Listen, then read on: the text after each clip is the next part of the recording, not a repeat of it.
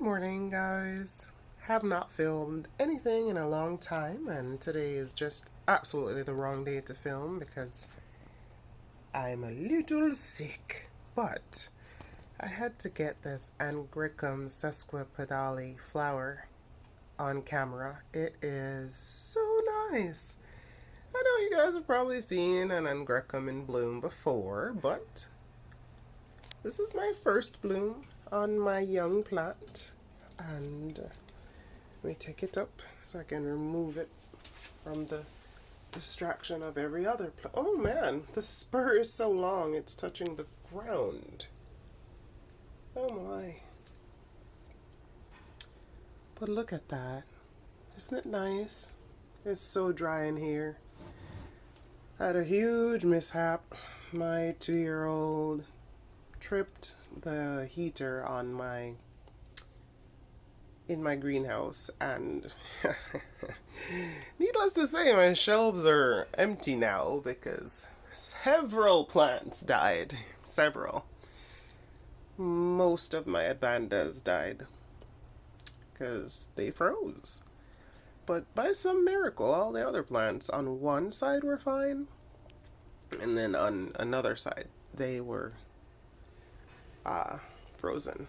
Have a lot of damage on some of my leaves. The Angraecum did fine. It didn't even drop its bud, but it did get some cold damage. But anywho, I cannot report on the smell. After COVID testing, I'm still COVID negative, but with this cold, I can't smell anything, so I don't know what this smells like. Anywho, it looks great though. Look at that. Listen, I need to get the size of this. Now the flower itself, I need to be on a different level so I can get this in frame. That's my hand. I don't particularly have large hands, but this is a big flower. And the spur is absolutely cool. They are pollinated by a particular moth, also evident by the color. Whoa, focus. Is this focusing? The moths do tend to like this probiscus. Is this thing a bat called a probiscus? Not sure why I'm saying that. It came to my mind. Might be. I need to wash off this treatment off the leaf. It's white. Anyway, that's the plant. That's the flower. Angraecum Sesquipedale in bloom. This is a young plant. First bloom for me. See? Get that in. Yeah. It's a nice one. I'm happy with it. Wish I could smell the flower. That's why I actually grow orchids. One day, though, I'll get better. These are some of my remaining phals. This one was untouched and is starting to open its blooms. It usually has a very lovely scent, but again, can't smell anything right now. My Leodoro, which is just about the most expensive plant in my collection. I usually don't spend a lot on plants. That one was a gift to myself. I sold some plants and decided to buy it as a treat to myself. And it is completely damaged, cold damaged, all over. It looks terrible. Look at it. I mean, I don't even know if it has a crown left because its top leaf fell off, but down in the crown looks okay. I don't know. I hope it grows a keiki and survives, because it actually got a keiki directly after purchasing it because it arrived with crown rot. I know the keiki got damaged by the cold, so maybe I'm just not supposed to have a Leodoro. That might be it. No, these guys were fine. All my Hoyas are completely damaged. I chopped them up and rerouted them, but I would never recommend rerouting in winter. But that's what I did. So I have 1, 2, 3, 4, 5, 6 Hoyas there left. This one, Guaniana, was not touched. This one is completely rerouted. I don't even know if it will root because it's winter and my humidity in here is 20%. And I can keep it warm now after safeguarding this heater so my child can't turn it off again. But anyway, these fowls made it out just fine. They were at the top shelf, so heat rises, so I'm assuming that's why they survived and are even blooming. The flowers are just opening, so I will have to record them actually opening at a later date. There wasn't much cold damage on them, so that's good. Thankfully I had my dendrobiums in the basement, so they did not of all the plants to keep in the basement, the dendrobiums probably could have taken that freeze. So I put them out here. I chopped off some of the damage on these, but they did get some cold damage. This whole side was protected, thankfully. My Vanda area is now empty except for these little baby Vandas because all the mature ones are dead. This was my Memoria Holland Tan. It is completely cold damaged. Chopped off all the bottom leaves.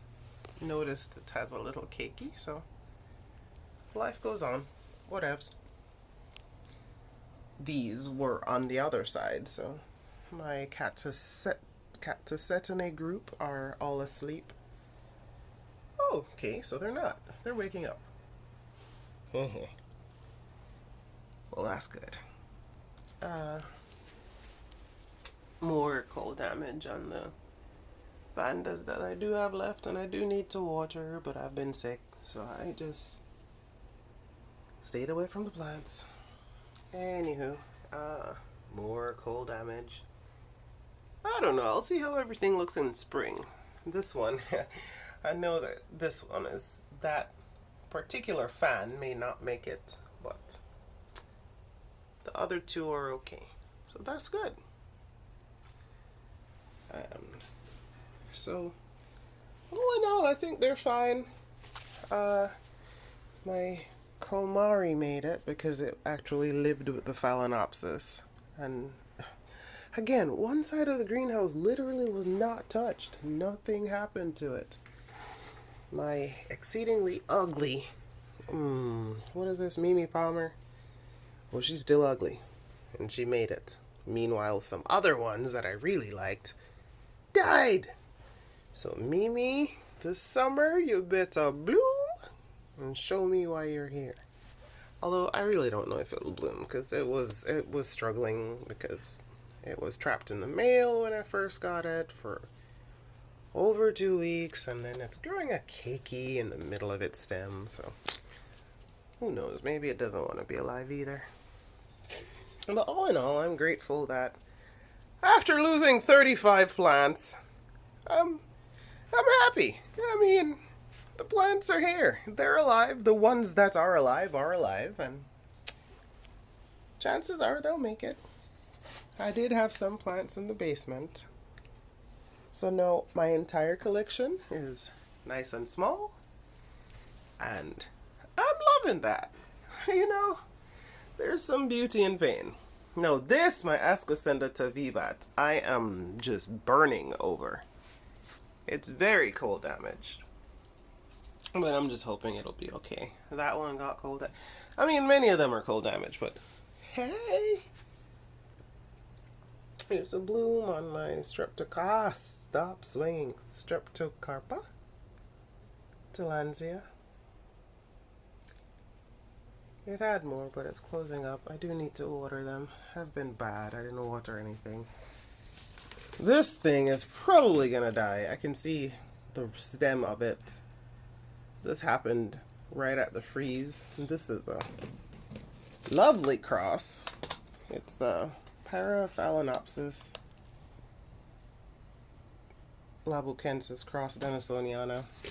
I'm just leaving it here. Maybe it'll grow cakey, maybe not, but yeah, this one's making me sad, but whatever. We'll survive. My cacti made it just fine. They look a bit purple, but they're fine. And I'm just left with a bunch of baby vandas. One of my treasured plants, my Awanagara apple blossom that I got from a friend.